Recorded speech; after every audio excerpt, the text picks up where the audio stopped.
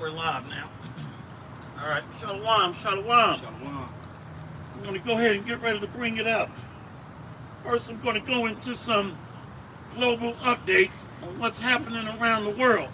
So we're going to go around the world in about 2 minutes and get a quick snapshot of what's happening, significant events as it pertains to Bible prophecy. Before we get started, all praises to Yahweh, Hashem, Yahweh Shai, Hashem, Rakak Kadash. Double honor and respect to the elders and the apostles of Great Millstone. Much respect and honor to the brothers doing the work in truth and sincerity, risking their lives and freedom to do so, pushing this gospel throughout the four corners of the earth. Salutations to the hopeful elect that is scattered abroad. Much love and respect to the beloved brothers of the hopeful elect of the house of Israel. Much love and respect to the beloved ladies of the hopeful elect of the house of David. Shalom and Barak Thumb. We're going to go ahead and bring it out. And today, we're going to do something a little differently. We had Brother Zahar, Yahweh to join us. And Shalom. So we've been doing a duo tag team together. So today, I'm going to look for you brothers' scriptures on the comment board. Now I want to talk about briefly what's happening around the world. One of the major crisis events that's occurring right now, Russia is threatening to cut off its energy supply to Europe. Now what's the big so what?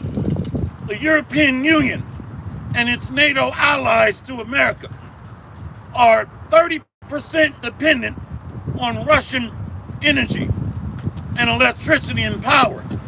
They've shut down some of their nuclear power plants. So Russia provides about a third of Europe's energy supply. Russia is also called the gas station of the world. So about 50% of their economy is contingent upon petroleum and oil sales. So they're going to help to cripple the European Union economy over there. So the Lord is setting the stage for war. America recently sent another $1.5 trillion in military aid and support to Taiwan, which is creating more tension, more friction in Far East Asia with China.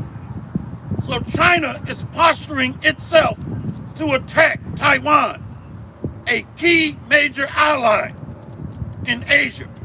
That's going to bring Japan into the war, and another ally of America, the Philippines. You see, Laos is joining alongside China, along with India. So we're going to see war brew up in the Pacific, Far East Asia. Also, the wheat supply is being significantly degraded because of the war between Russia and the Ukraine. So this is a global accordion effect that's going to affect all of us. 200 nations are ditching the U.S. petrodollar. So the American reserve currency, which still is a failing global currency, is declining. So the world is switching over to a digital currency, which is going to set the groundwork or set the conditions to transition over to a new global digital monetary system. I'm going to go ahead and bring it out. Ye are of your father, the devil.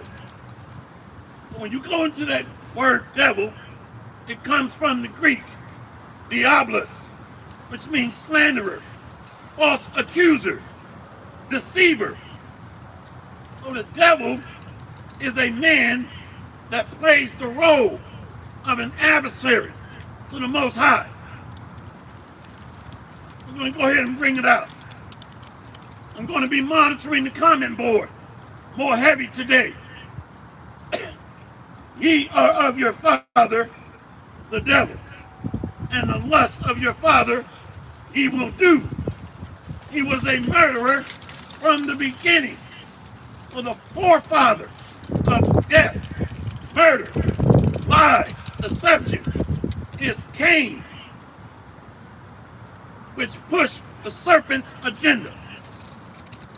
Shalom Barakatham to the beloved of the house of David. Let's go. John Hyrcanus the first. One moment. Let's go here first, bro. I'm gonna check the comment board.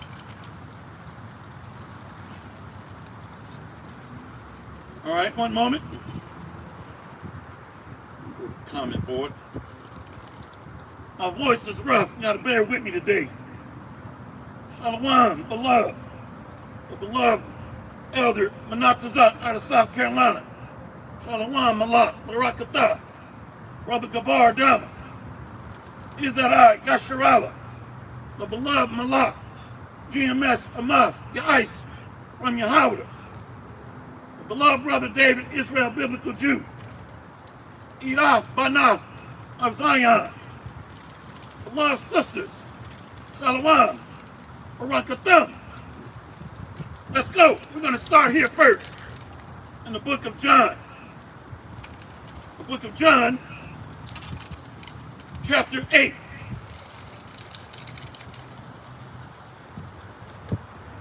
I'm going to read 44, and then we're going to go back to you. We're going to start at 34. The book of John, chapter 8, verse 34. Let's go to 33. John 8, verse 32. And ye shall know the truth, and the truth shall make you free. They answered him, we be Abraham's seed, and were never in bondage to any man. How sayest thou, ye shall be made free? Yahushua answered them, verily, verily, I say unto you, whosoever committeth sin is the servant of sin. So that devil is Esau Edom, that man of sin, the son of perdition, pursuant to 2 Thessalonians chapter 2, verse 8. You see? So we're going to go into the history. We're going to go into the history behind what this means. We're getting ready to go into the history. And then we're going to come back to John 8 and 34. So during that time of Yahushua, it was primarily Israelites that comprised the Sadducees and Pharisees. But guess what? There were sprinkles of Edomites in there that started back under John Hyrcanus II. John Hyrcanus II began to make alliances with Ptolemy, with the Romans, Edomites. So over time, sprinkles of Edomites begin to fill those ranks as well. We're going to go into the history. Let's go here to John Hyrcanus I. We're going to start there. John Hyrcanus I. John Hyrcanus I, born 175 BC, died 104 BC. High priest and ruler of the Jewish nation from 135 to 104 BC. Under his reign, the Hasmonean kingdom of Judea in ancient Palestine attained power and great prosperity. And the Pharisees, a scholarly sect with popular backing, and the Sadducees, an aristocratic sect that comprised the priesthood, became well-defined religious parties. Now, John Hyrcanus I was not a brown nose, was not a simp.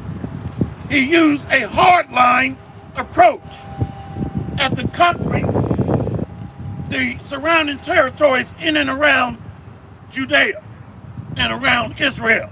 So he did not compromise his rule and authority. Let's go.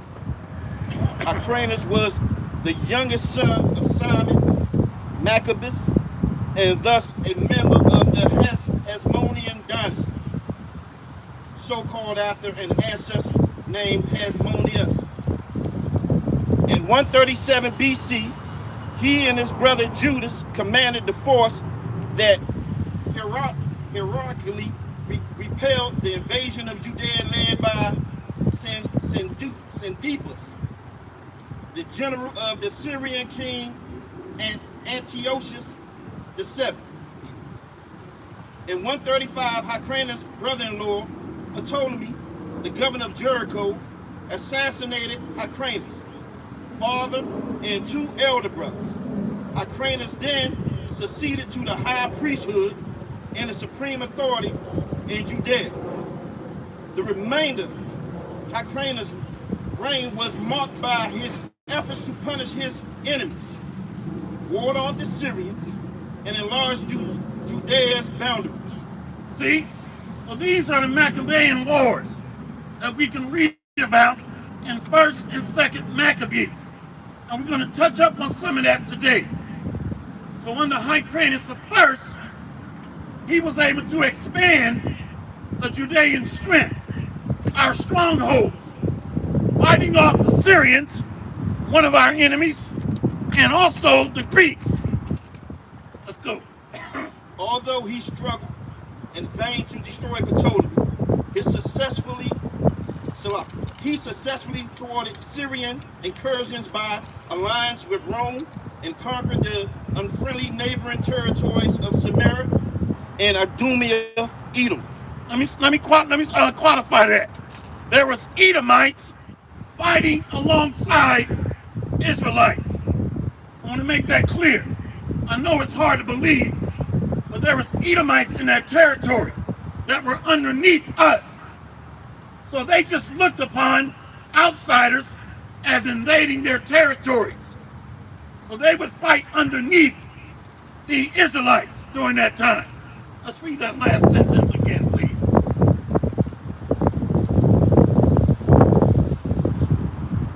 Hyrcanus' reign was marked by his efforts to punish his enemies, ward off the Syrians, and enlarge Judea's boundaries. Enlarge Judea's boundaries. So we were kicking butt back then. Let's go.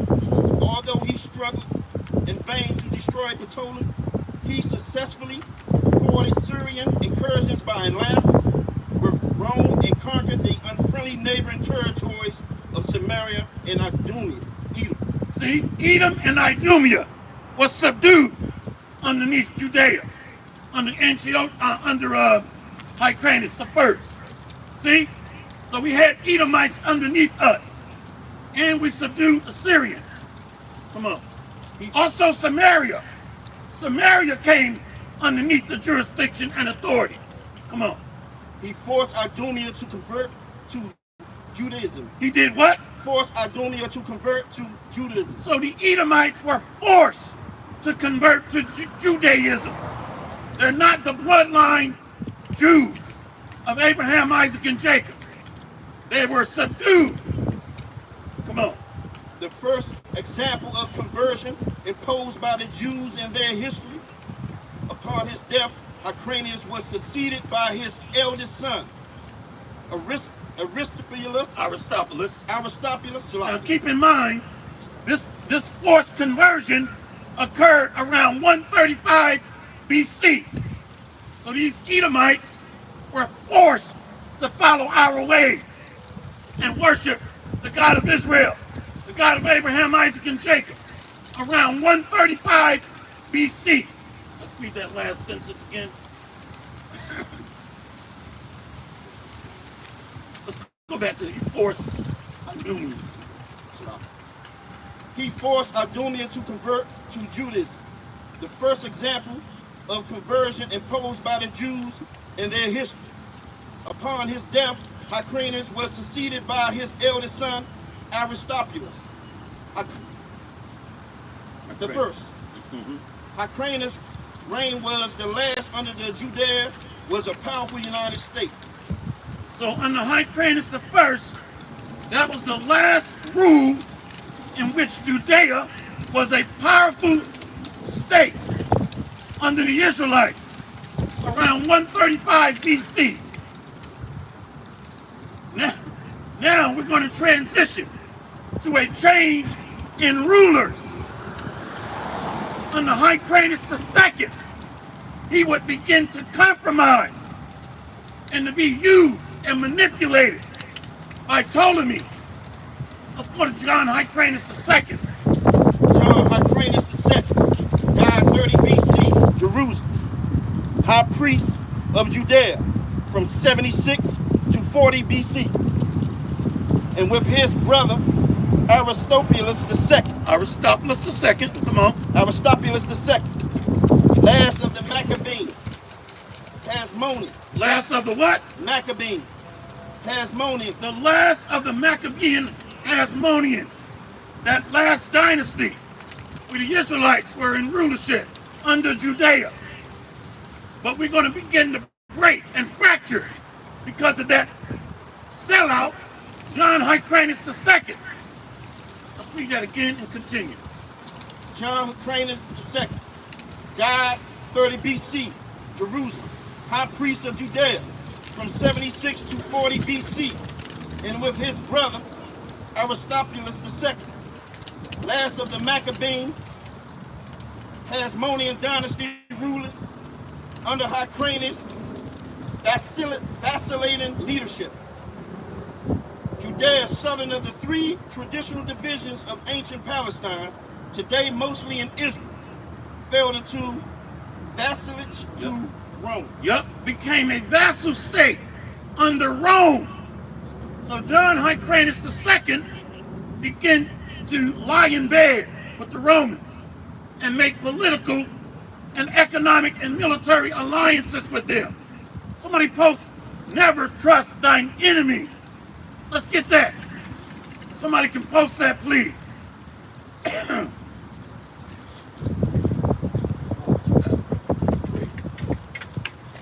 gonna get never trust thine enemy.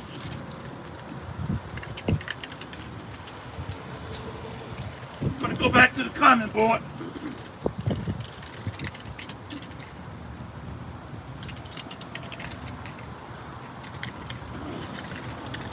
All right, let's get this first. The Gospel of North Carolina. Proverbs 11, verse 21. Though hand join in hand, the wicked shall not be unpunished, but the seed of the righteous shall be delivered. Beautiful. So the wicked are the Edomites, Romans that absorbed the Greeks under them. The Greco-Roman Empire. Let me get this one. Brother GMS soldiers for the Most High, 144. Shalom, beloved, Barakatah. Sirach 12 and 10. Never trust thine enemy, for like as iron rusteth, so is his wickedness. Beautiful. All right, let's go back. Finish off that. All right, let's go back to that. Yes. Right where you guys finish. John. Right, we're going to go to that last sentence right there. Under Hyrcanus' vacillating leadership, Judea, southern of the three traditional divisions of ancient Palestine, today mostly in Israel, fell into vassalage to Rome. Begin to fall as a vassal state under Rome. Just like the United States have vassals underneath them, or commonwealths, like Puerto Rico, Hawaii. See, U.S. territories.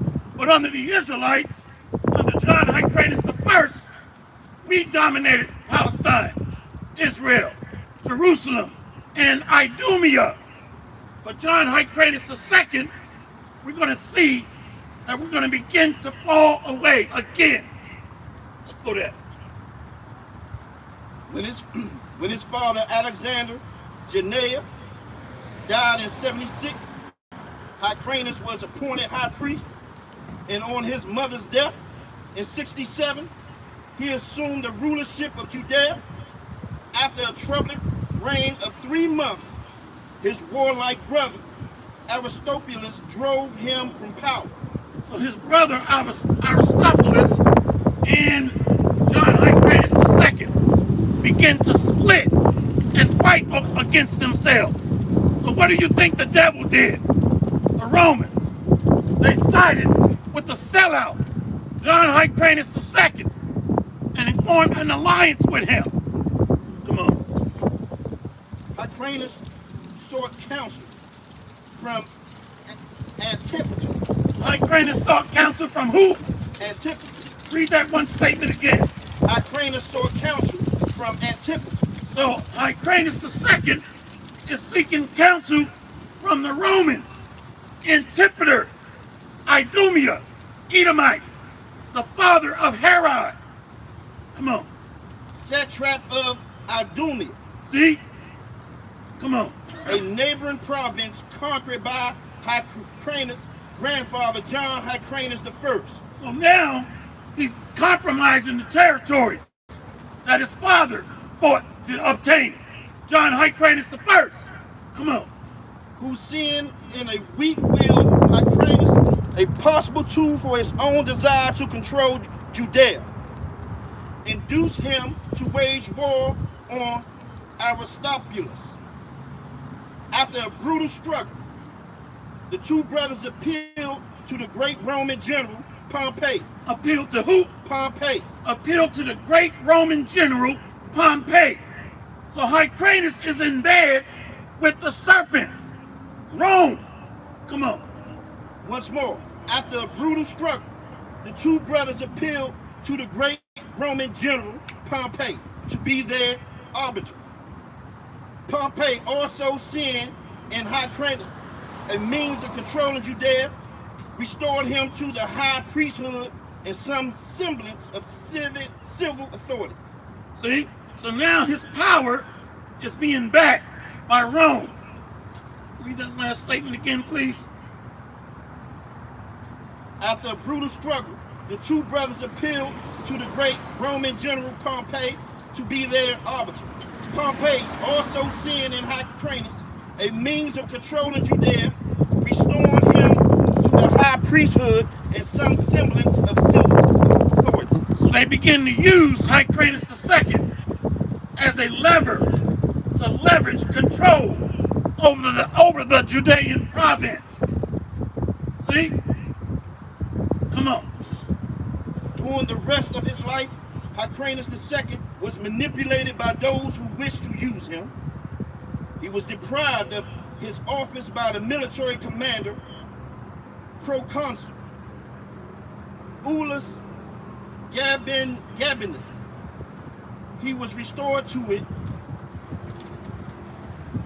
again by Julius Caesar. See that? Restored by Julius Caesar. So what do we begin to see unravel, develop? Rome is beginning to manipulate the office of the priesthood through a lever, John Hyrcanus II. Read that last part about Julius Caesar again, please.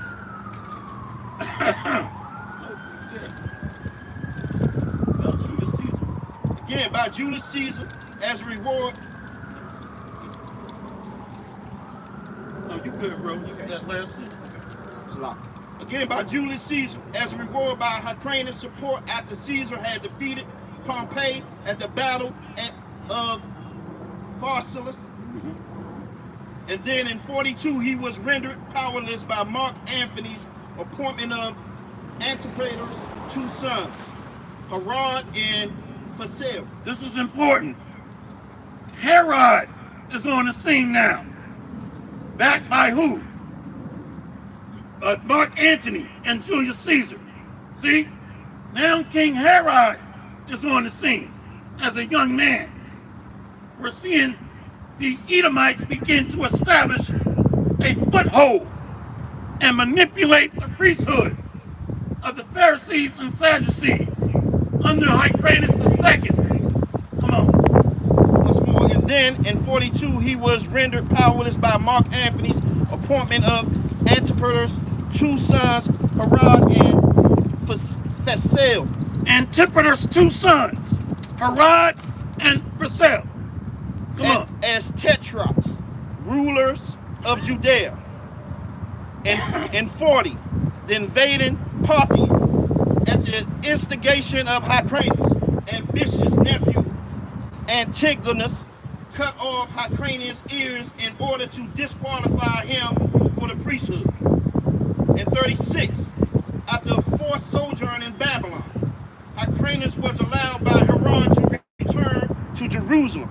6 years later, Herod wishing to end any threat of popular support for Hyrcanus had him executed. So after Hyrcanus II collaborated with the Romans and worked with them, they executed him. Never trust thine enemy, for like as iron rusteth, so is his wickedness. Now Herod is on the scene. Come on. Herod, by name Herod the Great. Who? Herod the Great. Come on. Latin, Herodes Magnus, born 73 BCE, died March/April 4 BCE, Jericho, Judea. So this is the Herod that would kill several thousand Israelite young babies, toddlers, when King Yahushua was born around 3 BC. This devil Herod was slaughtering toddlers and infants, trying to kill baby Yahushua. Where's that at? That's in Matthew chapter 2. Come on. Roman appointed king of Judea. Who? Roman appointed king of Judea. Roman appointed king of Judea. So the Romans are establishing their foothold. Come on. Once more, Roman appointed king of Judea, 37-4 BCE, who built many fortresses, aqueducts, theaters, and other public buildings, and generally raised the prosperity of his land, but who was the center of political and family intrigues in his later years. The New Testament portrays him as a tyrant, into whose kingdom of Yahushua of Nazareth was born. I told you. So under this Herod, baby Yahushua comes on the scene somewhere around 3 BC. And he goes to his sorcerers. I'm going to read that. He goes to the wise men. Let's go here. Matthew chapter 2, verse 1. Now, when Yahushua was born in Bethlehem of Judea in the days of Herod the king, behold, there came wise men from the east to Jerusalem, saying, where is he that is born King of the Jews? For we have seen his star in the east, and are come to worship him. So they saw his sign, a bright and morning star, a chariot, and they really, under King Herod killed baby Yahushua. So we went to sorcerers, wise men, so they know the prophecies. Come on. Herod was born in southern Palestine. His father, Antipater, was an Edomite, a Semitic people identified by some scholars as... One moment. His father was an I thought the Edomites were done away with. Vocab Malone. Let's read about that Antipater again. Herod was born in southern Palestine. His father, Antipater, was an Edomite. Come on. A Semitic people identified by some scholars as Arab, who converted to Judaism. Now, they're not Arab. He was born in that area, around southwestern Jordan. But he's not Arab of the Nabateans. That's where the scholars go off. They're going to try to say that Nabateans are, or they're going to try to say the Edomites are Arab because they were born in that area of the Nabateans. Edomites reigned in that area. The Edomite men went into the women of Canaan. So you are what your father is. Read that part again, please. His father, Antipater, was an Edomite, a Semitic people identified by some scholars as Arab, who converted to Judaism in the 2nd century BCE. They're Edomites that converted to Judaism.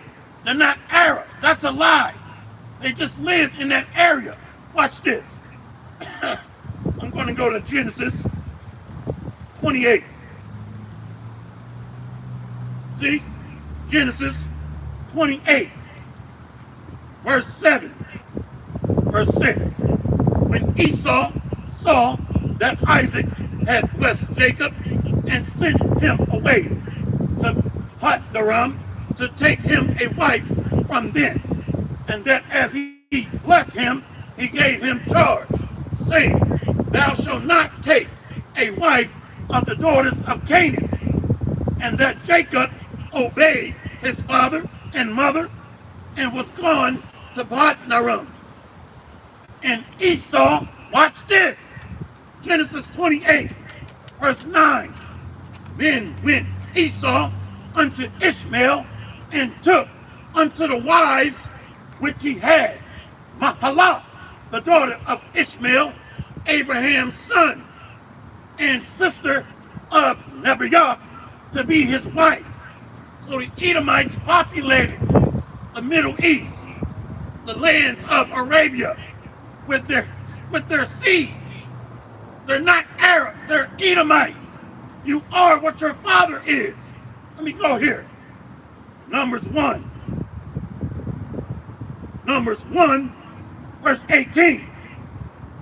And they assembled all the congregation together on the first day of the 2nd month, and they declared their pedigrees after their families by the house of their fathers, according to the number of the names, from 20 years old and upward by their poles. So you are what your father is. Come on, let's go back to the Antipater. Antipater was a man of great influence and wealth, who increased both by marrying the daughter of a noble from Petra in southwestern Jordan. At that time, the capital of the rising Arab Nabatean kingdom. Thus, Herod was an Arab. See, Herod is not an Arab. That's where the scholars are going off. Come on. He's a Dumian, born against Arab. See how they contradicted themselves? First they said he's an Arab, then they turned around and said he's Idumean. That's two different nationalities. I'm gonna prove it. Watch this. Here's a cut in case you come across a devil. Let's let this big ass train go by.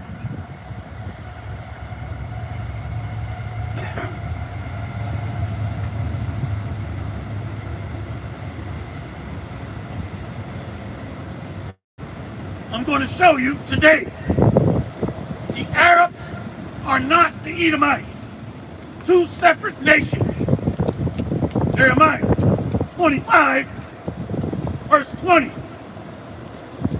And all the mingled people and all the kings of the land of Uz and all the kings of the land of the Philistines and Ashkelon and Azar and Ekron and the remnant of Ashdod. Watch this. Jeremiah 25, verse 21. Edom and Moab and the children of Ammon. That's Edom. Now let's jump down to verse 24. And all the kings of Arabia and all the kings of the mingled people that dwell in the desert. Two separate nations. We just read it. I'm going to read it again. Jeremiah 25, verse 20. And all the mingled people, and all the kings of the land of Uz, and all the kings of the land of the Philistines, and Ashkelon, and Azar, and Ekron, and the remnant of Ashdod, Edom, and Moab, and the children of Ammon. Edom, Moab, and Ammon. Now let's jump down to verse 24. And all the kings of Arabia, two separate people, and all the kings of the mingled people that dwell in the desert, the Middle East, which includes some of those descendants of Mizraim, okay, the Philistines. Now, what does Arab mean? Mixed. So these sons, most of them go back to Ishmael, but you do have some that go back to Ham. Come on. Once more. Oh, wait a minute. And the Edomites spread their seed in that area as well. We just read it. Separate nations going back to Ishmael, Edom, Ham. So that area of Arabs, Arab means mixed. But the Edomites maintain their bloodline through their kings, their rulers. Come on. Once more, Antipater was a man of great influence and wealth who increased both by marrying the daughter of the noble from Petra in southwestern Jordan. At that time, the capital of the rising Arab, Nabatean kingdom. Thus, Herod was an Arab. He's a Idumean born amongst Arabs. He's a Idumean born amongst Arabs. That's right. Come on. Although he was a practicing Jew. See, he converted to Judaism. A practicing Jew. Those are the people today over there. So they were beginning to sprinkle themselves amongst the scribes, Pharisees, and Sadducees. Come on. Once more, although he was a practicing Jew, Jewish convert. When Pompey, 106 to 48 BCE, invaded Palestine in 63 BCE, Antipater supported his campaign and began a long association with Rome, from which both he and Herod were to be benefited. 6 years later, Herod met Mark Antony, whose lifelong friend he was to remain. Julius Caesar also favored the family. He appointed Antipater procurator of Judea in 47 BCE and conferred on him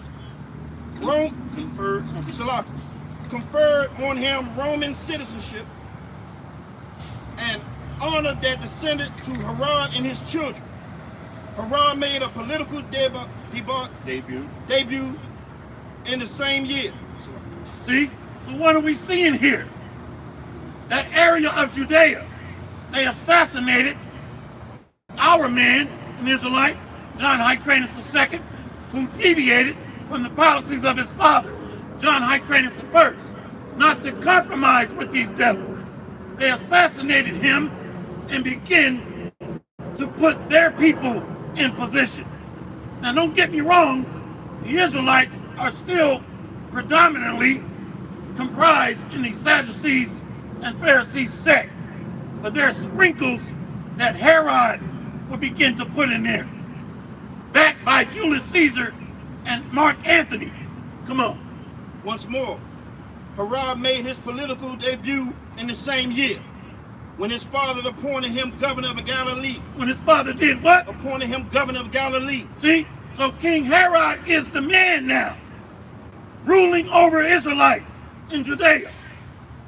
An Edomite, whose father is Antipater. Come on. 6 years later, Mark Antony made him tetrarch of Galilee. In 40 to flee to Rome. The Senate there nominated him king of Judea and equipped him with an army to make good his claim.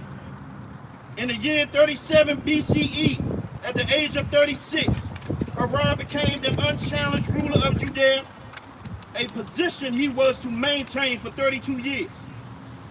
To further solidify his power, he divorced his first wife, Doris, sent her and his son away from court, and married Mariamne. So they were marrying the noble women of the Hasmonean dynasty. And then they were calling themselves us, converting over to Judaism. So these are Israelite women they're married into. But he's still not going to be accepted by Israelites that still knows he's the devil. Read that part again about his wife. Once more, to further solidify his power, he divorced his first wife Doris, sent her and his son away from court, and married Mariamne, a Hasmonean princess. Although the union was directed at ending his feud with the Hasmoneans, a priestly family of Jewish leaders, he was deeply in love with Mariamne. During the conflict between the two triumvirs, Octavian and Anthony, the heirs of Caesar's power, Herod supported his friend Anthony. He continued to do so even when Anthony's mistress, Cleopatra, the queen of Egypt, used her influence with Anthony to gain much of Herod's best land. Now Cleopatra, her bloodline goes back to the Greeks, the 4 generals of Ptolemy, the Ptolemy bloodline. So these are Edomites in position. That land has been conquered and originally subdued under Alexander the Greek, followed by his 4 generals. Now that area of what we call the Middle East today and Egypt, the Ptolemaic dynasty, and northeast of them, the Seleucid dynasty. But these Edomites and the generals of Alexander the Greek would begin to fight against each other. Come on. Once more, he continued to do so even when Anthony's mistress, Cleopatra, the queen of Egypt, used her influence with Anthony to gain much of Herod's best land. After Anthony's final defeat at Actium in 31 BCE, he frankly confessed to the victorious Octavian which side he had taken. Octavian, who had met Herod in Rome, knew that he was the one man to rule Palestine as Rome wanted. It ruled and confirmed him king. He also restored Herod the land Cleopatra had taken.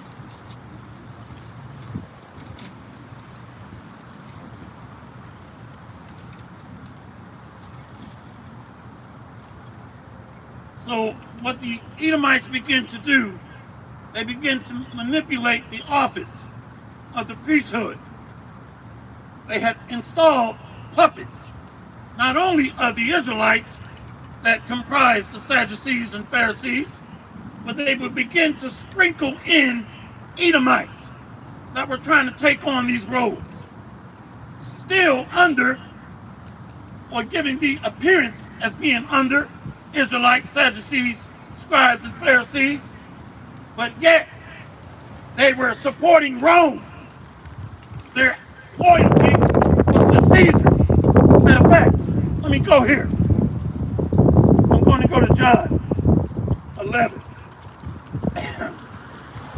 John 11.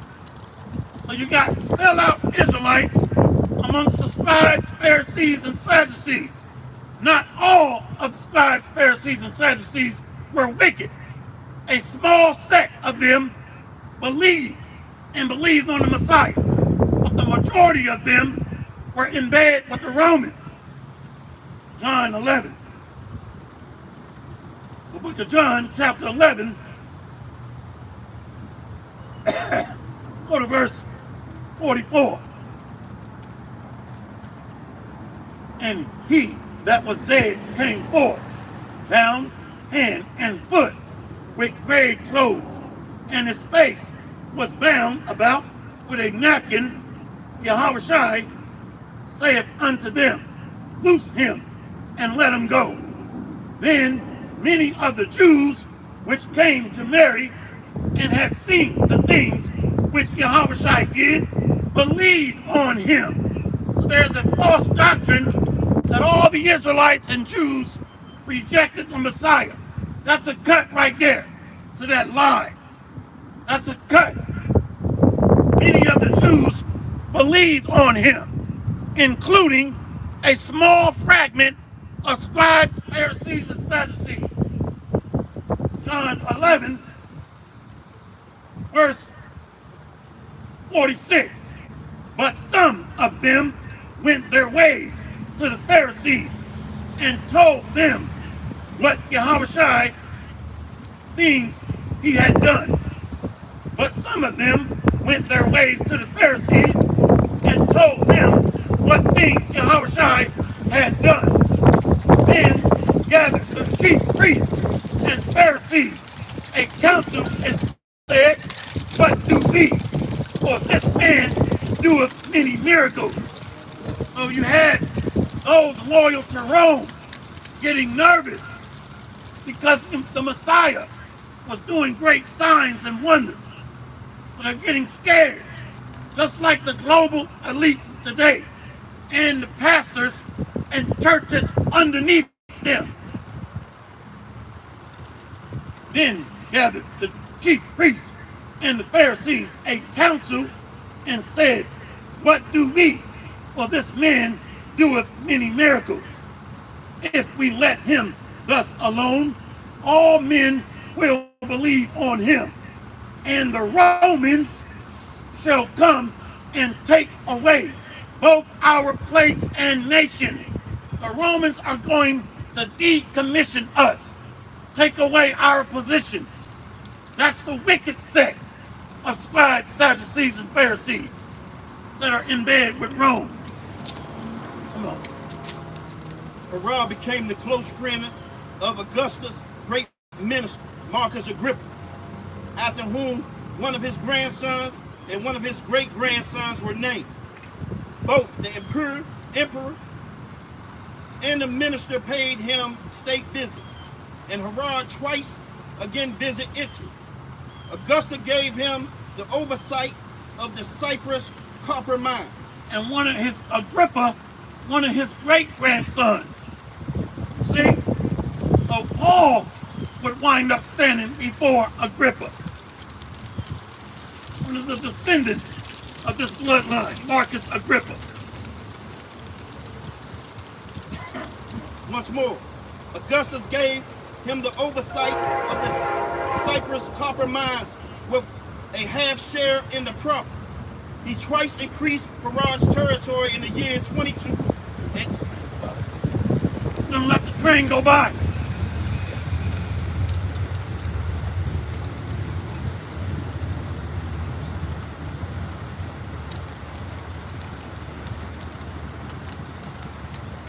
Okay, read that part about Agrippa again, please.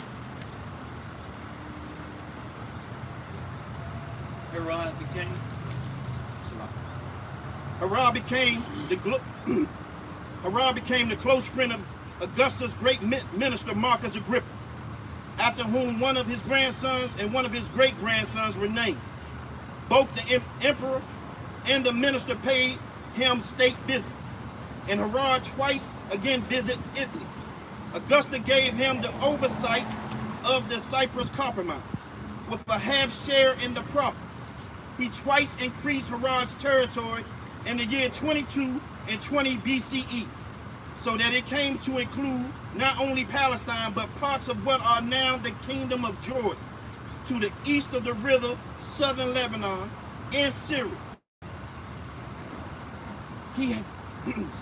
See, so the Edomites are putting their bloodline in Jordan, Syria, Palestine, Israel, and they're also sprinkling in fake priests, their boys, so to speak, their brothers, that are not us. Come on. He had intended to bestow the Nabatean kingdom on Herod as well, but by the time that throne fell vacant, Herod's mental and physical deterioration made it impossible. See, and I stand corrected.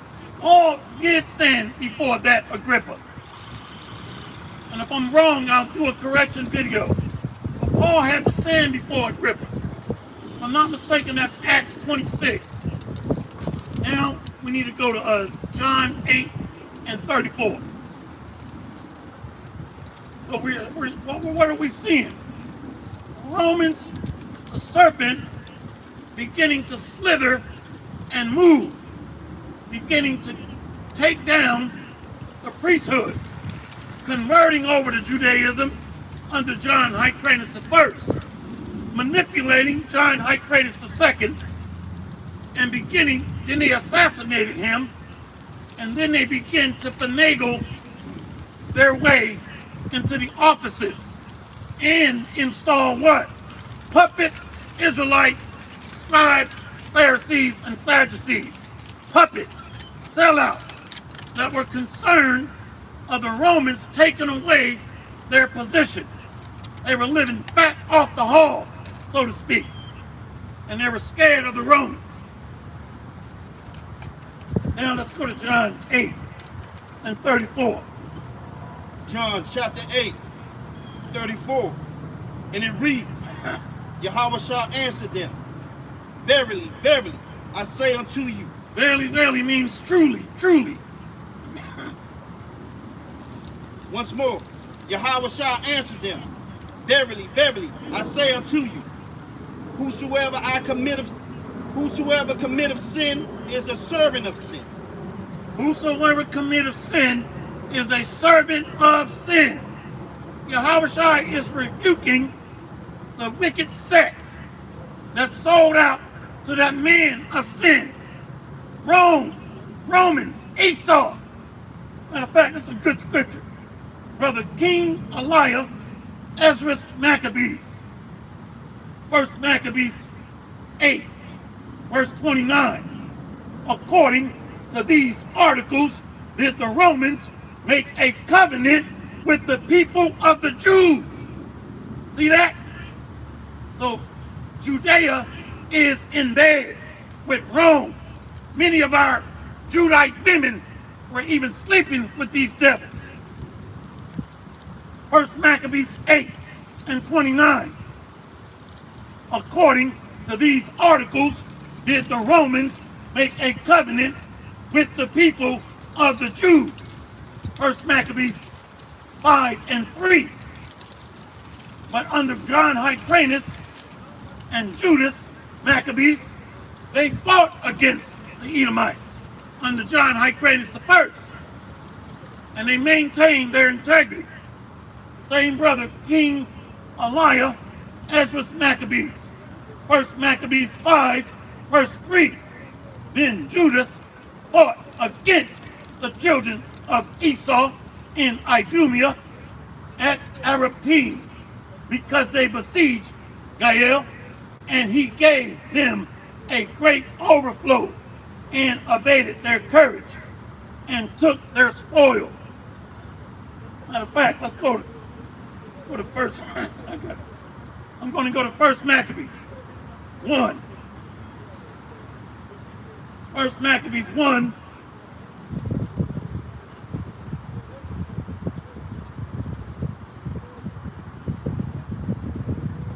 The book of 1 Maccabees, chapter 1, verse 8.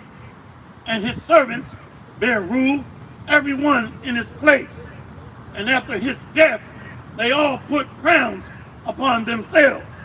So did their sons after them many years, and evils were multiplied in the earth. The 4 Grecian generals under Alexander the Great, Lysimachus, Seleucus, Ptolemy, Cassander, Lysimachus, Ptolemy, Cassander, and Seleucus.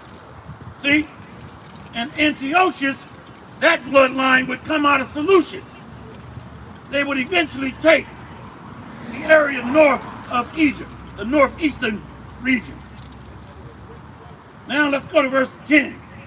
And there came out of them a wicked root, Antiochus, surnamed Epiphanes, son of Antiochus the king, who had been hostage at Rome, and he reigned in the 137th year of the kingdom of the Greeks. This is why they took out the Apocrypha. It shows a 400-year timeline. There's a 400-year gap, a timeline under the Greeks and eventually the Romans. would take over around 120 BC, somewhere in there. Here's the key point. Here's the key point. First Maccabees 1, verse 11. In those days went there out of Israel wicked men who persuaded many, saying, let us go and make a covenant with the heathen that are round about us. For since we departed from them, we have had much sorrow. So these Israelites were following the ways of John Hyrcanus II, compromising, being joined unto the wicked, the Greeks, and eventually the Romans. Let me get one more. First Maccabees 1, verse 41. Moreover, King Antiochus wrote to his whole kingdom that all should be one people. Sound familiar? The United States of America. One nation, under God, indivisible, with liberty and justice for all. These are the same people, Edomites, from the Greco-Roman Empire. Let me read that again. First Maccabees 1, verse 41. Moreover, King Antiochus wrote to his whole kingdom that all should be one people, and every one should leave his laws, so all the heathen agreed according to the commandment of the king. Yea, many also of the Israelites consented to his religion and sacrificed unto idols and profaned the Sabbath. That's the wicked sect that's being developed of scribes, Sadducees, and Pharisees. Under John Hyrcanus II, he would push that agenda. And these remnants or sprinkles of these Edomites had infiltrated the leadership and authority of Israel. Come on. John chapter 8, verse 35. And it reads, and the servant abideth not in the house forever, but the Son abideth ever. Verse 36. If the Son therefore should make you free, you should be free indeed. Verse 37. And it reads, I know that ye are Abraham's seed, but ye seek to kill me, because my word have no place in you. Verse 38. Why did they want to kill him? Because of the miracles he was doing. We read that in John chapter 11, verse 49 on down. They said many will believe on him if he keeps doing this. And the Romans will take away our position. So they did not really have faith in the Son. Now some of them knew he was the Messiah, but they were afraid of their losing their jobs, their monetary status. Come on. John chapter 8, verse 38, and it reads, I speak that which I have seen with my Father, and ye do that which ye have seen with your father. Verse 39, and it reads, they answered and said unto him, Abraham is our father. Yahushua said unto them, if you were Abraham's children, ye would do the works of Abraham. What is he telling them? They're serving that man of sin. Rome, Esau, Edom. And their forefather is Cain. Come on. John chapter 8, verse 40, and it reads, but now you seek to kill me, a man that have told you the truth, which I have heard of God our power. This did not Abraham. Verse 41, ye do the deeds of your father. Then said they to him, we be not born of fornication.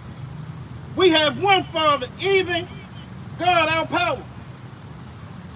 Yahushua said unto them, if God were your Father, you would love me, For I proceeded forth and came from God, neither came I of myself, but he sent me.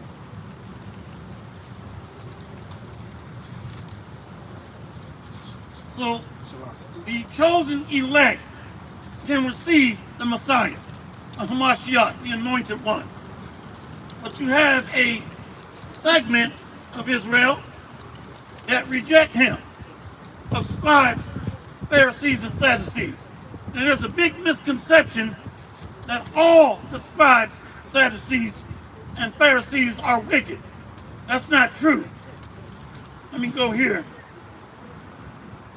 I'm going to go to, one moment,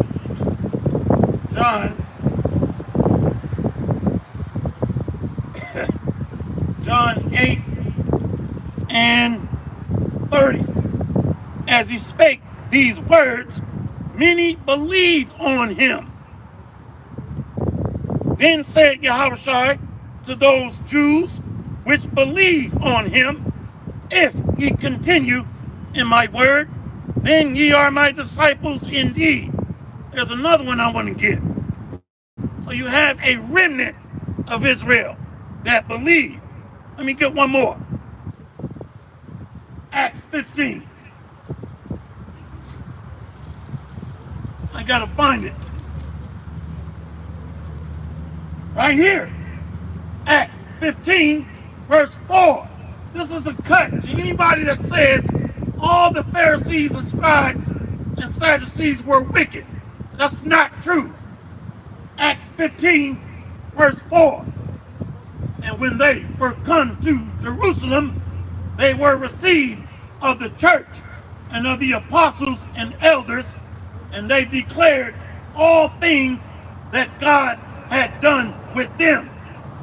But there rose up certain of the sect of Pharisees which believed, saying that it was needful to circumcise them and to command them to keep the law of Moses.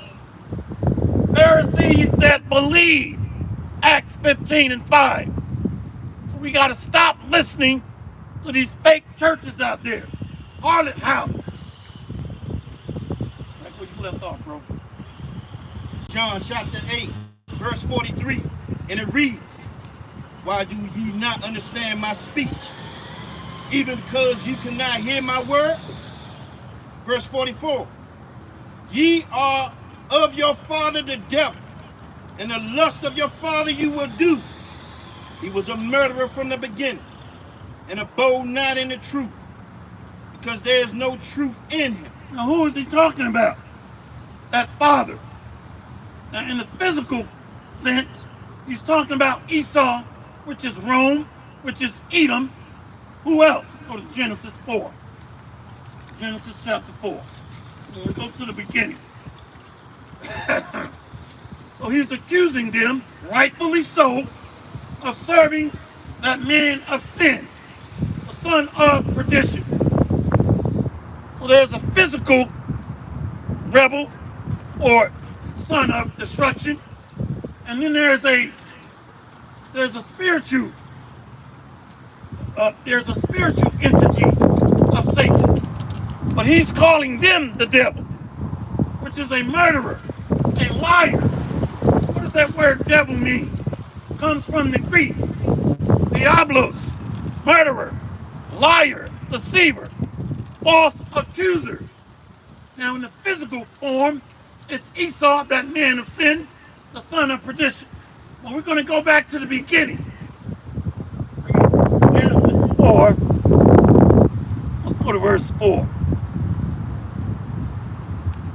Genesis chapter 4, verse 4, and it reads, and Abel, he also brought of the firstlings of his flock, and of the fat thereof. Salakia. Now these spirits getting revved up. These spirits getting revved up out here. I'm going to go to Genesis 4 and 3.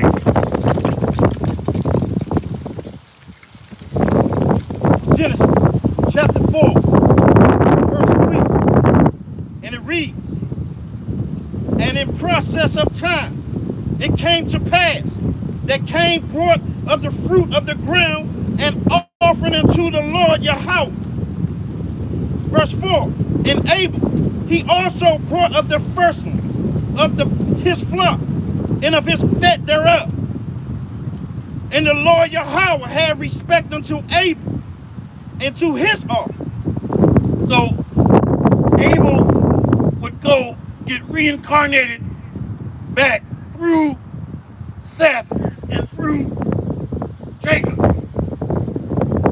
That righteous bloodline would be preserved through Seth and would come back as Jacob. Esau, his spirit goes back to Cain. So they are a rejected people. They're not making righteous offerings or sacrifices unto the Most High. Come on. Genesis chapter 4, verse 5, and it reads, but unto Cain and to his offering he had not respect, and Cain was very wroth, and his countenance fell. Remember, Esau lifted up his voice and wept because he found out he's not accepted. His offerings are rejects. His lifestyle is a reject.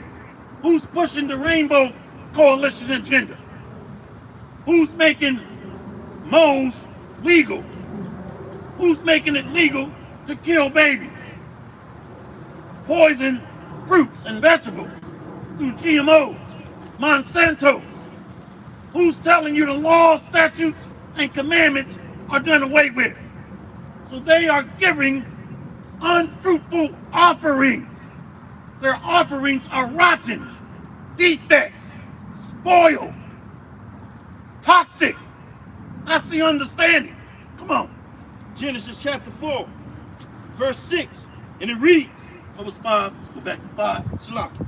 Genesis chapter 4, once more, verse 5, and it reads, but unto Cain and to his offering he had not respect, and Cain was very wroth, and his countenance fell. Verse 6, and the Lord Yahweh said unto Cain, why art thou wroth, and why is thy countenance fallen? Verse 7, and it reads, if thou doest well, shalt thou not be accepted, and if thou doest not well, sin lieth at the door. What lieth at the door? Sin lieth at the door. Sin lieth at the door. So who does Paul make this connection to? I'm going to go to 2 Thessalonians. 2 Thessalonians chapter 2. Verse 5. Go to verse 4.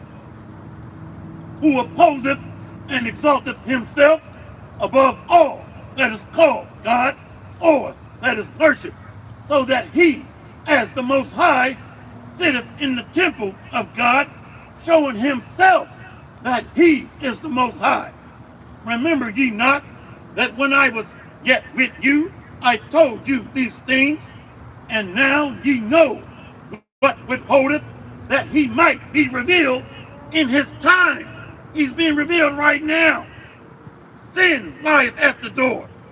Watch this. Verse 7. For the mystery of iniquity doth already work. Only he who now letteth will let until he be taken out of the way. And then shall that wicked be revealed, whom the Lord shall consume with the spirit of his mouth, and shall destroy with the brightness of his coming. Let me jump up to verse 2. That ye be not soon shaken in mind, or be troubled, neither by spirit, nor by word, nor by letter as from us, as that the day of Hamashiach is at hand.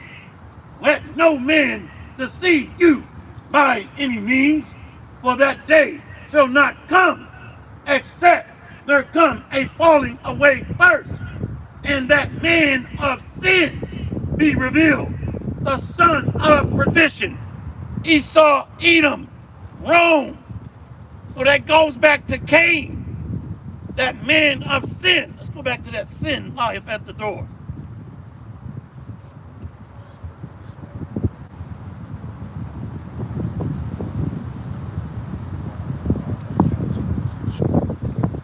If they'll not do as well, sin lieth at the door.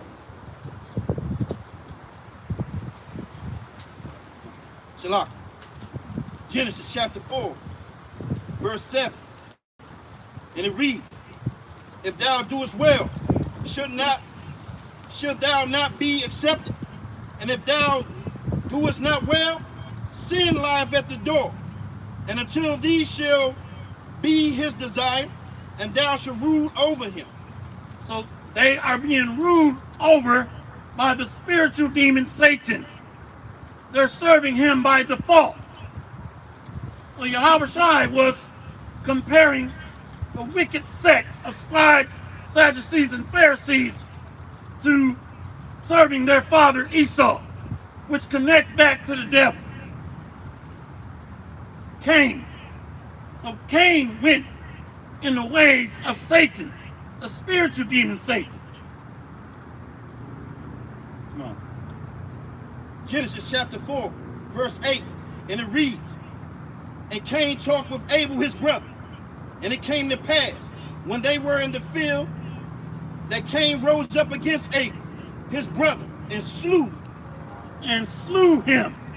I'm going to go to Genesis, showing you that he came back as Esau. Genesis 27.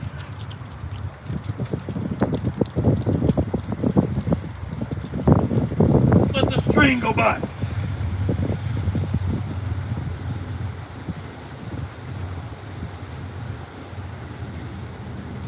Genesis 27, verse 37.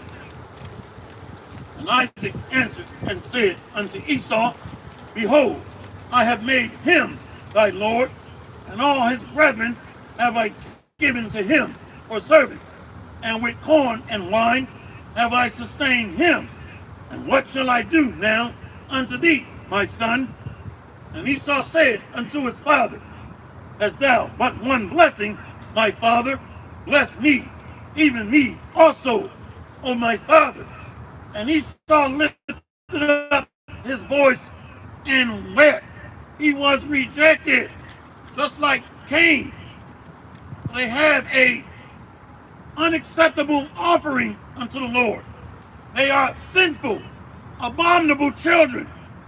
They're destructive. They're toxic. Verse 39. And Isaac his father answered and said unto him, behold, thy dwelling shall be the fatness of the earth, and of the dew of heaven from above. The international bankers in modern times, the global elites, they got the fatness of the earth. All the great lands, all the great islands, petroleum and oil reserves. And by thy sword shalt thou live, and shalt serve thy brother. And it shall come to pass, when thou shalt have the dominion, that thou shalt break his yoke from off thy neck. When you read about the Maccabean Wars, the children are struggling together in the womb. The Maccabees rising up against the Greeks, and eventually revolts against the Romans. Fast forward to today, the civil rights movement fighting against the Romans. So this battle was prophesied, that the children struggled together in the womb in Genesis 25. Genesis 27. So now they had the dominion. They would come into power around 1453, a Renaissance or Renaissance rebirth of the Roman Empire. And Esau hated Jacob because of the blessing wherewith his father bless him. And Esau said in his heart, the days of mourning for my father are at hand. Then will I slay my brother Jacob. What did Cain do to Abel? Slew his brother. Excuse me. Voice is drying out. So Esau is a reincarnation of Cain. And by thy sword shalt thou live, and shalt serve thy brother. And it shall come to pass, when thou shalt have the dominion, that thou shalt break his yoke from off thy neck. And Esau hated Jacob because of the blessing wherewith his father blessed him. And Esau said in his heart, the days of mourning for my father are at hand. Then will I slay my brother Jacob. And these words of Esau, her elder son, were told to Rebekah. And she went and called Jacob, her younger son, and said unto him, behold, thy brother Esau, as touching thee, doth comfort himself, purposing to kill thee.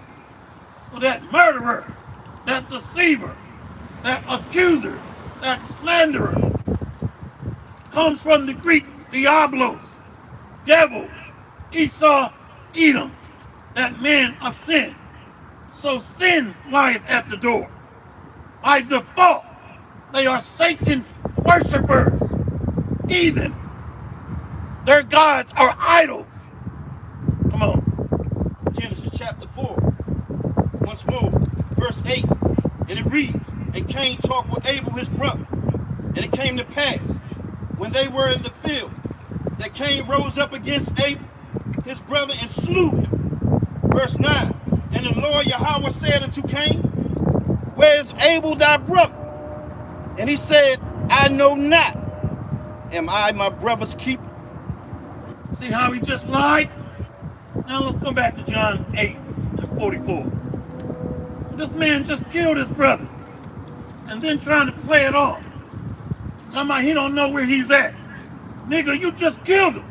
What do you mean you don't know where he's at? So Yahushua is calling these wicked sect of scribes, Sadducees, and Pharisees being from their father, the devil. They're following Esau, which is the spiritual reincarnation of Cain. Go back, we're going to go to John 8 and 43. John 8. 8 and 43.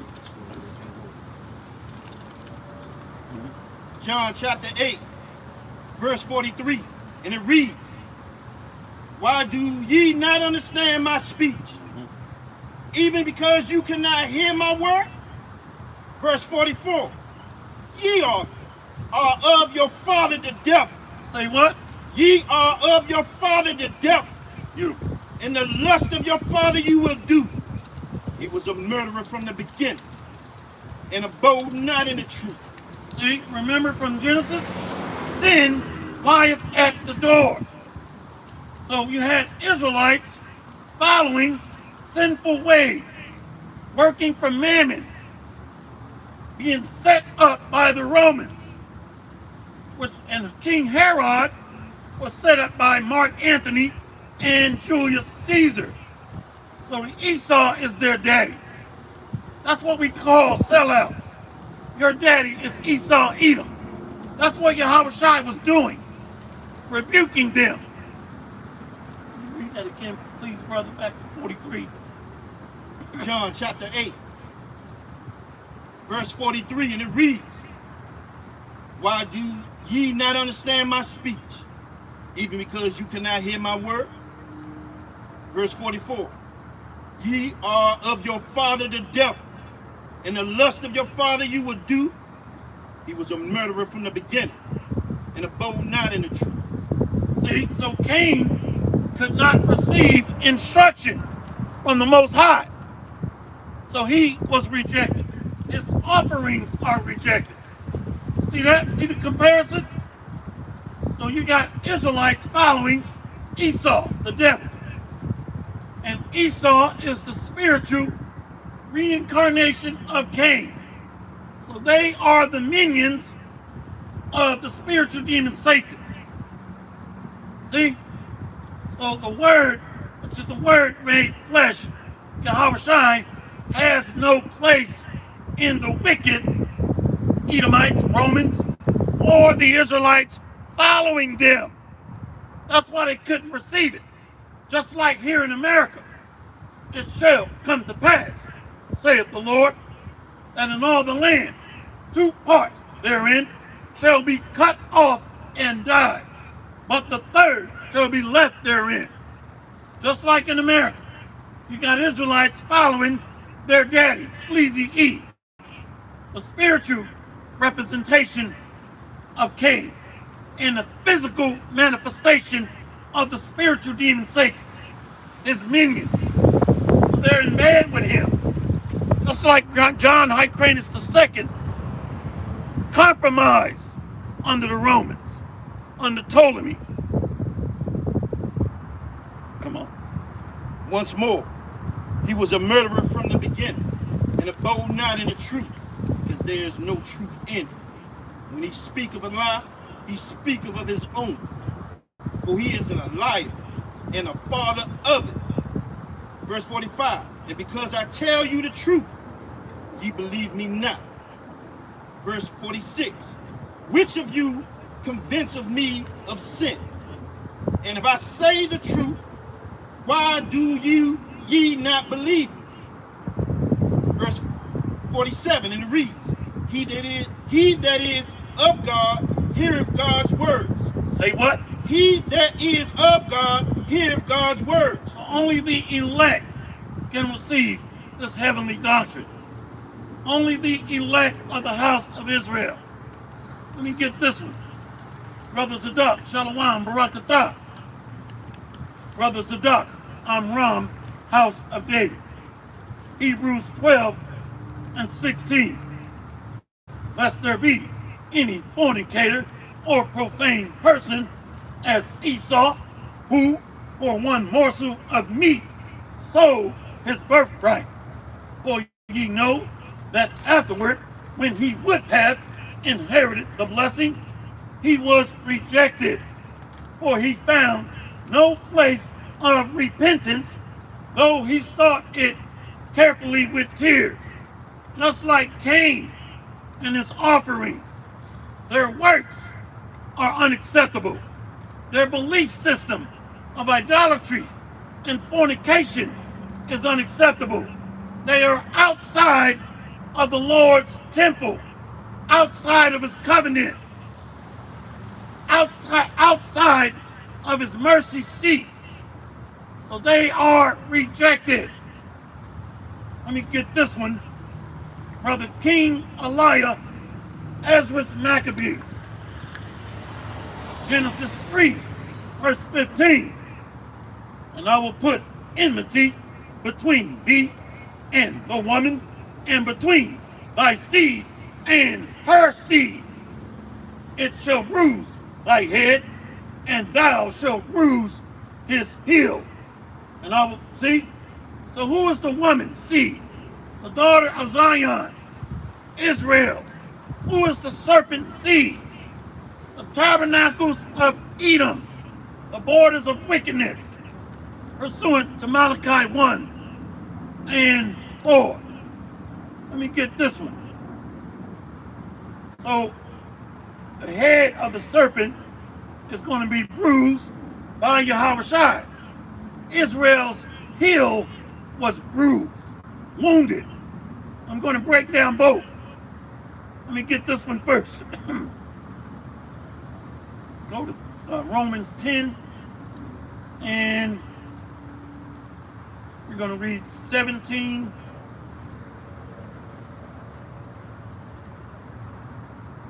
Romans 10.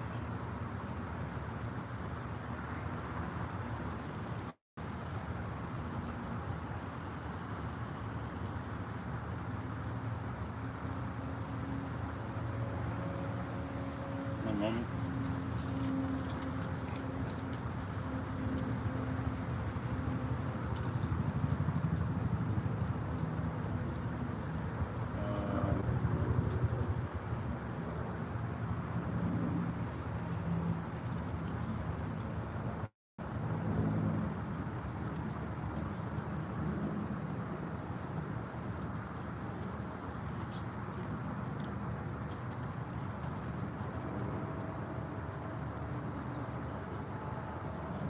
tell you what, get Psalm 68, and we're going to start reading around verse. Nah, we're going to go to Psalm 68. Psalm 68 and 21. Psalm 68 and 21. So the head of the wicked is that serpent that's going to be bruised.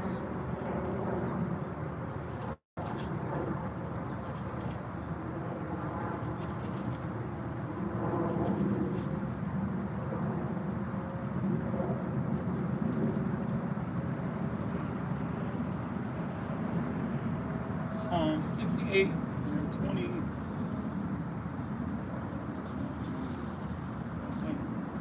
Yep, 21. Yeah. Yep. Psalms chapter 68, verse 21. And it reads, "But God shall wound the head of his enemies, and the hairy scalp of such, and one as goeth on steel in his trespasses." See that? So that go to read it again, and then we're going to go to Romans 16 and 20. So the head of the wicked is going to be wounded. That's the Edomites. Edom, Rome. See that? Psalm 68, verse 21, and it reads, "But God shall wound the head of his enemies, and the hairy scalp of such, and one as goeth on steel in his trespasses." Beautiful. Now we're going to go to Romans 16 and 20. Romans 16 and 20. Now whose heel is being bruised? I'm going to go to Luke 4. The book of Luke, chapter 4, verse 17. "And there was delivered unto him the book of the prophet Isaiah. And when he had opened the book, he found the place where it is written, the Spirit of the Lord is upon me." He's goddamn trained.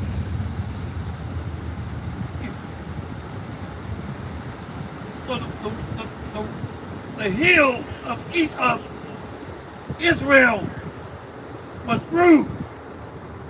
Luke 4 and 18. So this is Yahushua speaking. "The Spirit of the Lord is upon me, because he hath anointed me to preach the gospel to the poor.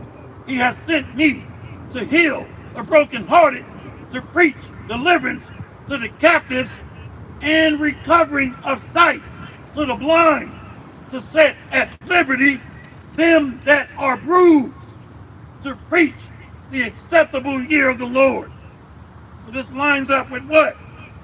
Isaiah 61. Those that are bruised, the Israelites. I'm going to go back to Genesis 3 and 15. Oh, what you got? Genesis 3, verse 15. "And I will put enmity between thee and the woman, and between thy seed and her seed.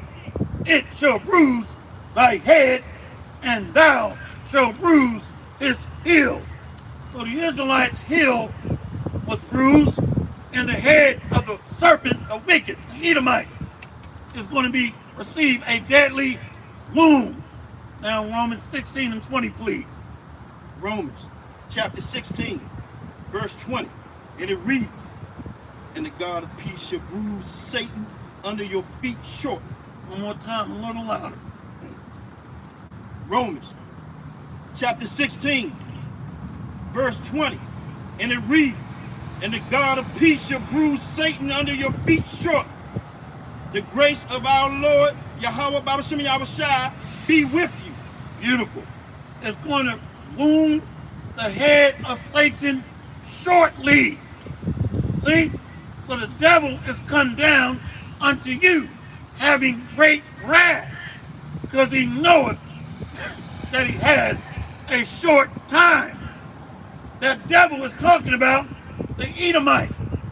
their throne, their rulership, the prince of this world. Matter of fact, bro, I'm going to read this. Hold what you got. I'm going to need you to read it again. Let me go here first.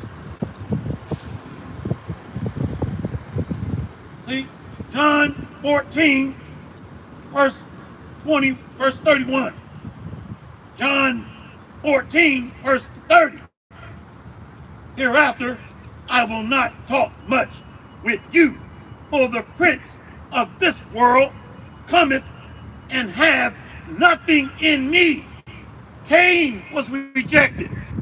Esau, Edom is rejected. Have nothing in me. So the spirit of the Lord's mouth, or the word, has no place in the Edomites. Let me read that again. John 14 and 30.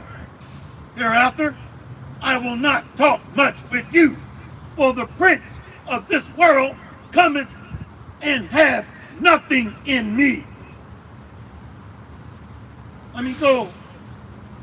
He that loveth me keepeth, he that loveth me not keepeth not my sayings, and the word which ye hear is not mine, but the Father's which sent me.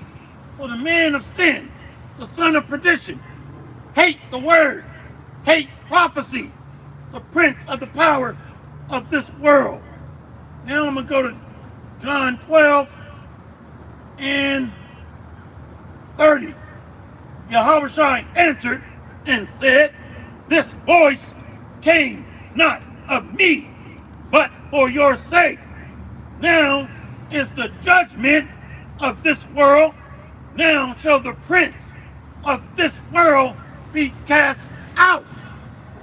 So Edom, Rome, has to be taken down, judged, defeated, in order to usher in the birth and the deliverance of the nation of Jacob. That's the return of the Messiah, the prince of this world, the devil, the king of Babylon, Esau. Romans chapter 16, verse 20, and it reads, and the God of peace shall bruise Satan under your feet short. The grace of the Lord Yahweh Babashem Yahushua be with you. Who is the God of peace? Who is that? For those of you Old Testament only Israelites, who is the God of peace? Let's see. Genesis 49.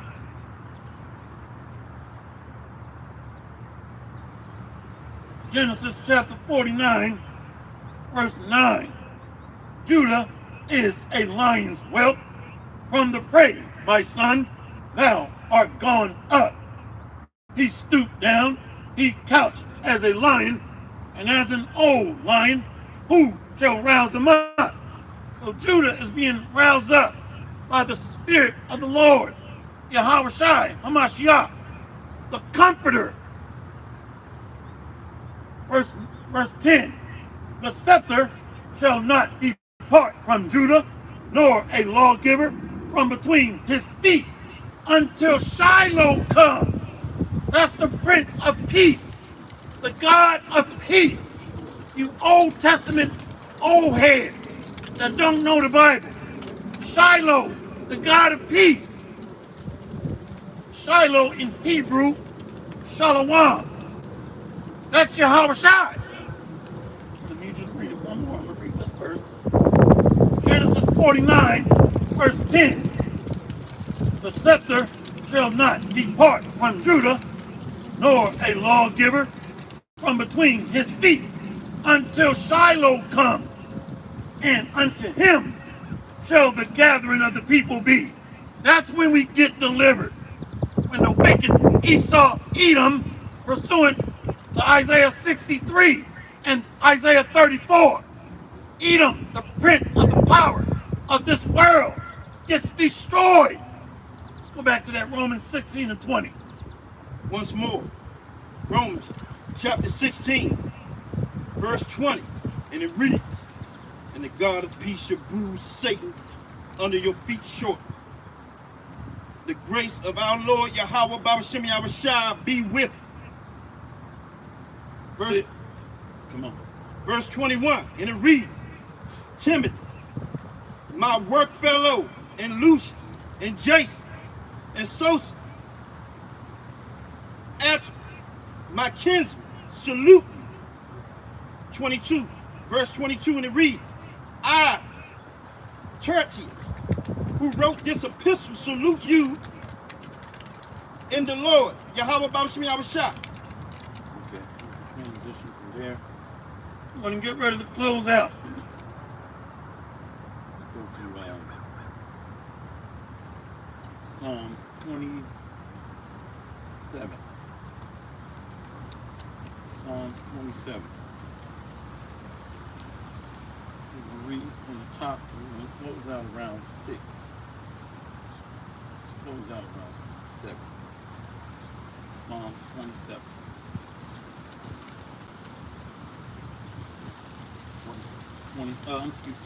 27. So we're getting close. We read in Romans 16 and 20. He's going to wound the head of Satan shortly. Well, one of the definitions of Satan is what? Human adversary. Human adversary. Or adversary of the Most High. Let me prove that. I'm going to go to, what is it at? I think it's Matthew. One moment. Right here. Matthew 12, verse 25. And Yahushua knew their thoughts and said unto them, every kingdom divided against itself is brought to desolation, and every city or house divided against itself shall not stand. So the devil is come down unto you.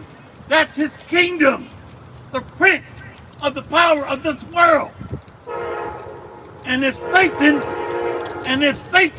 casts out Satan, he is divided against himself. How shall then his kingdom stand?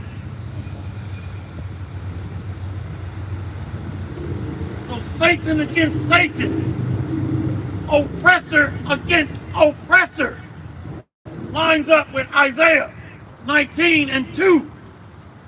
It's talking about the domain of rulership, the age or the eon of the revised Roman Empire, the beast, Rome. Let me read this again, then we'll go back to you.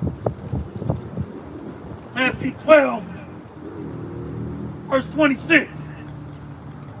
And if Satan casts out Satan, he is divided against himself.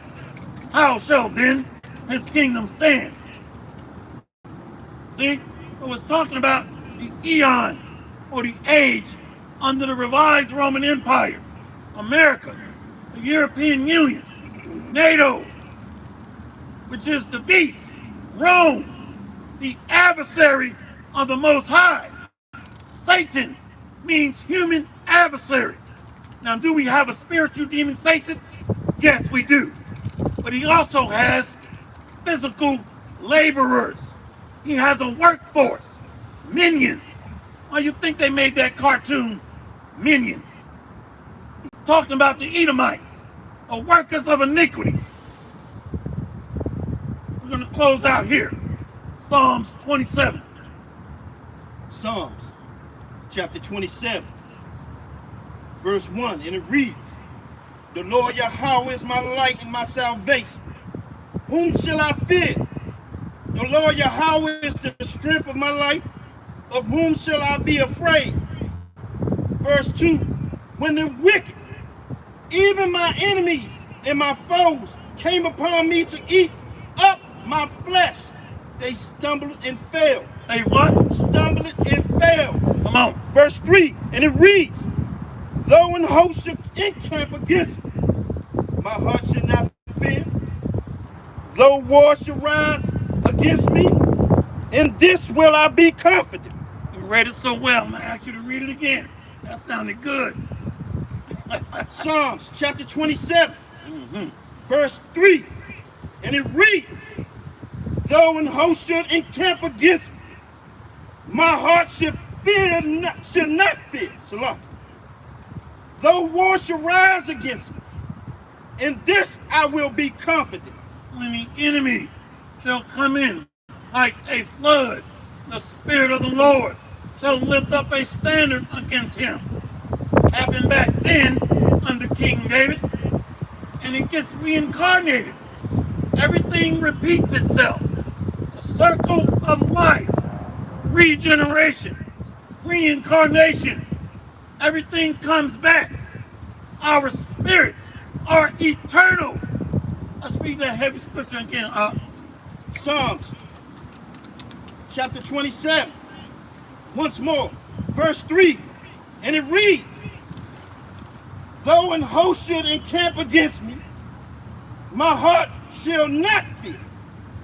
Though war should rise against me, in this will I be confident.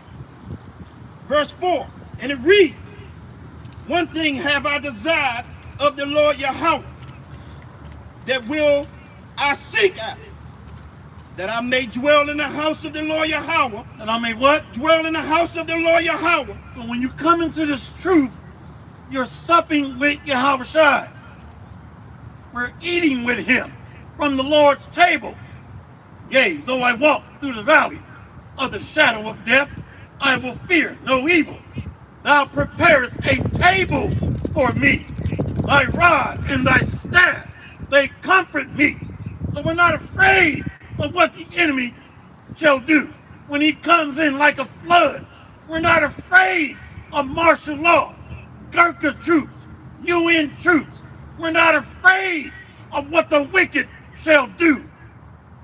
Who are we that shall fear a man that shall die, pursuant to Isaiah 51? We don't fear the enemy, the wicked. Come on. Psalms chapter 27, once more, verse 4.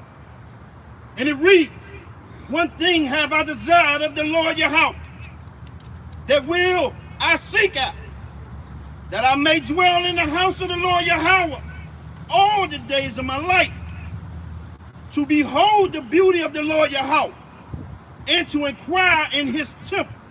So this truth, this doctrine, is a safe house, leads to the kingdom of heaven.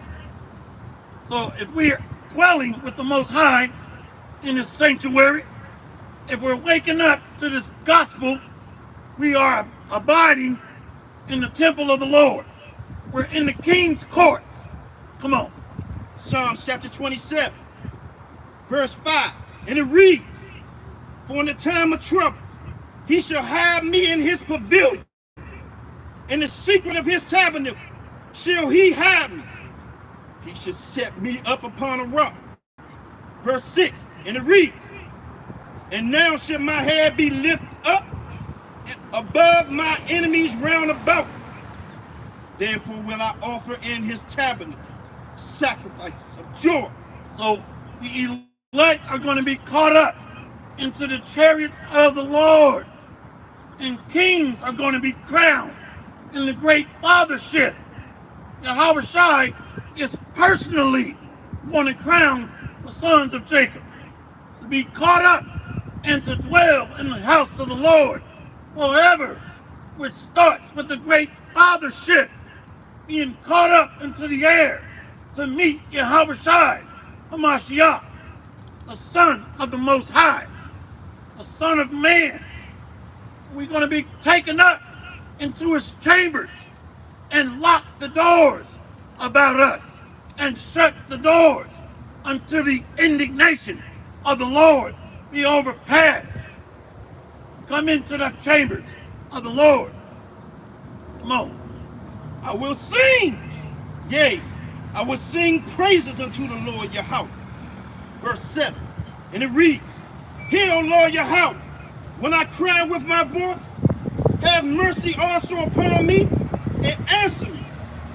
The victory song is going to be sung.